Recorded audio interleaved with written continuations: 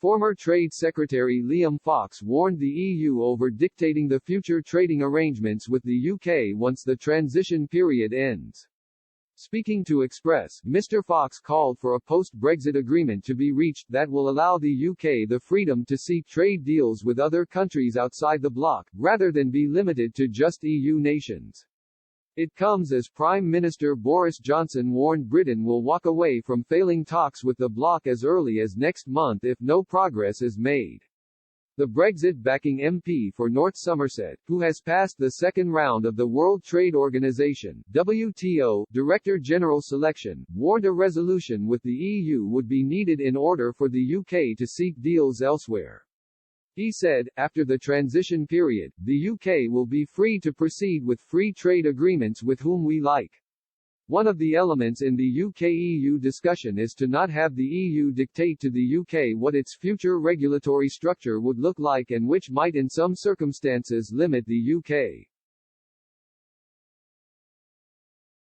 I think the best way forward is for the UK and the EU to reach an agreement that allows the UK to be free to reach trade agreements in the same way the EU is able to do.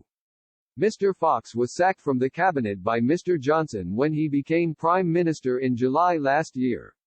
But he appeared to agree with Mr. Johnson over his plan to secure a legal safety net from the EU to protect Northern Ireland Protocol in the withdrawal agreement. The Prime Minister has faced backlash over his internal market bill, despite it passing through the Commons with a majority of 77. Mr. Fox said the bill could help the government deal with anxieties being faced in the withdrawal agreement. He told Express, I think it is very clear that there are a number of complexities in this with the Northern Ireland Agreement and the withdrawal agreement. The government could want to assure they had all eventualities with the bill. We will see how that progresses in the House of Commons and what measures the government brings forward to deal with anxieties expressed in a number of clauses.